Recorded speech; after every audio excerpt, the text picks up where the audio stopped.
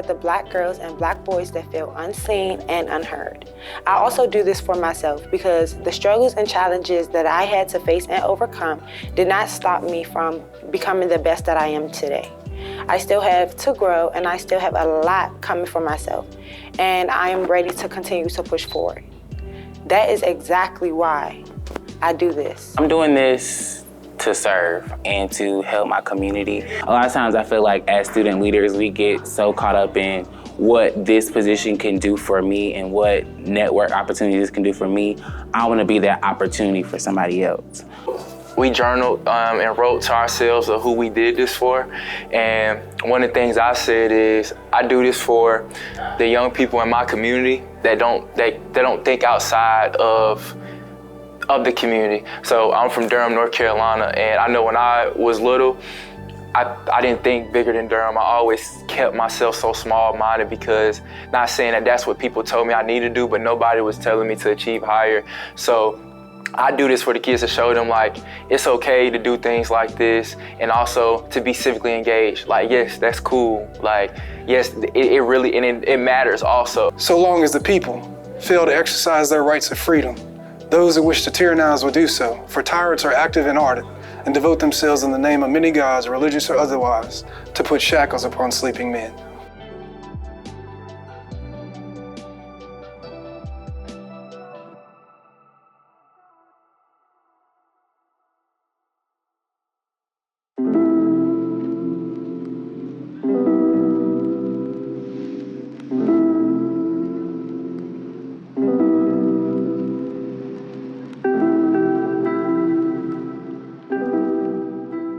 So DEI and B, which is belonging, has really been taking a beating over these past few years.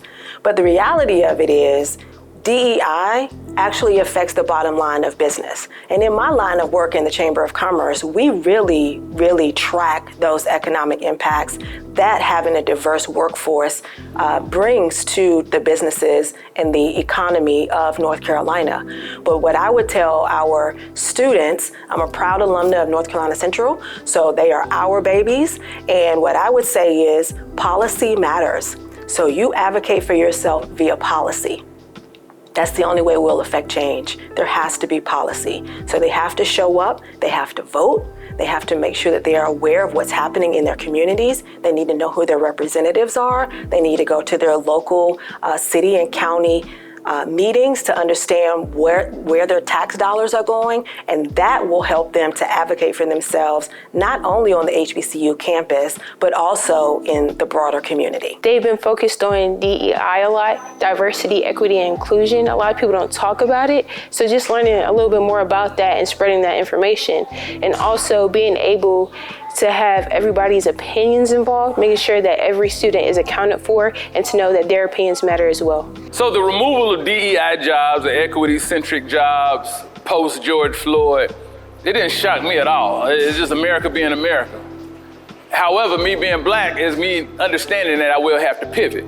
So I have something I want to do in uplifting my community, uplifting my experience in America, and I can't rely on measures like a DEI policy to slow me down. I have to insert myself in the going zone, if you will, of America.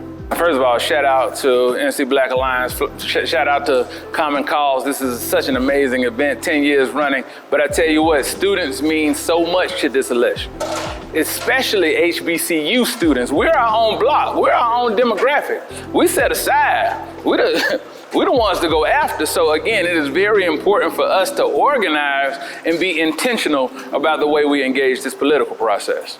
Indigenous to North Carolina, where they have literally made it a dumping ground for pig farms and poultry farms. And I don't know if anybody's ever seen it before, those poultry farms, how they get rid of the waste.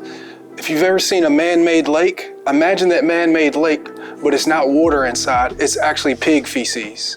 I've noticed people have seen sprinkler systems, how they get rid of that pig feces. They take sprinkler systems and spray that pig feces in the air.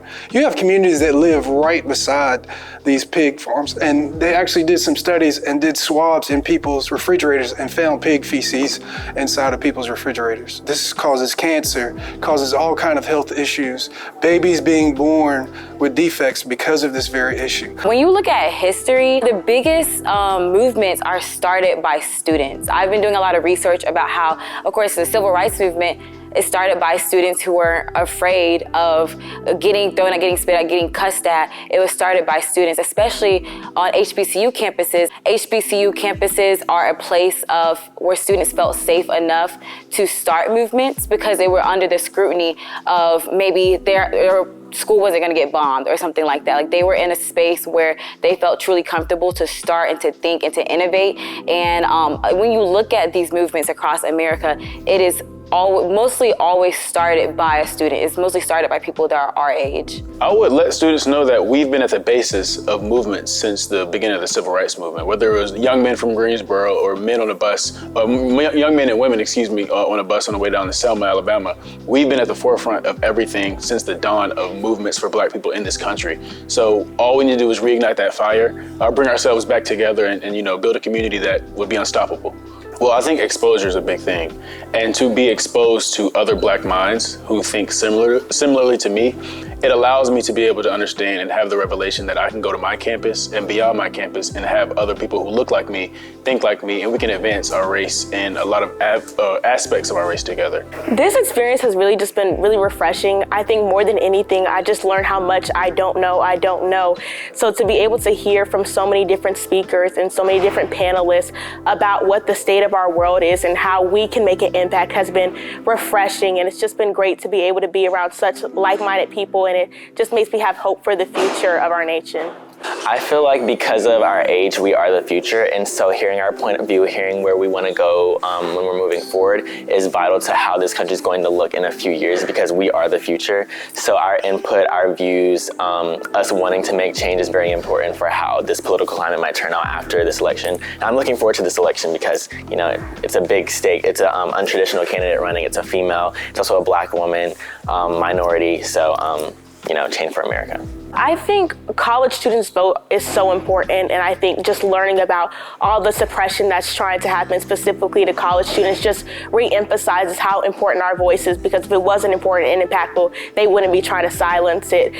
Representation matters. I think that we have to make sure that we are focused on what makes us valuable.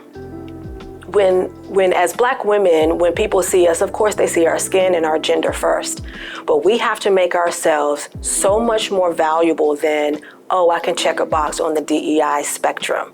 We have to make sure that we are, again, educated, and we empower ourselves through that education.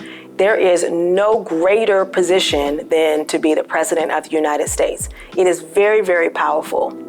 So with this that has just happened, with potentially having the first Black woman president, it is enormous. It is tremendous for representation and how Black girls can view themselves. I would tell them, never let anyone tell you that you can't, because you can. It doesn't matter how tall you are, what you look like, what you believe in. If you believe in yourself and you have the drive, ambition, and grit and tenacity to keep moving forward, that's all that matters. And if you just keep your eye on the prize, stay focused, and stand up for yourself, there's nothing that you won't be able to do. And I also do it for my ancestors. I feel like my ancestors really went through a lot to basically get to a point to where we are today, to have the certain freedoms that we have.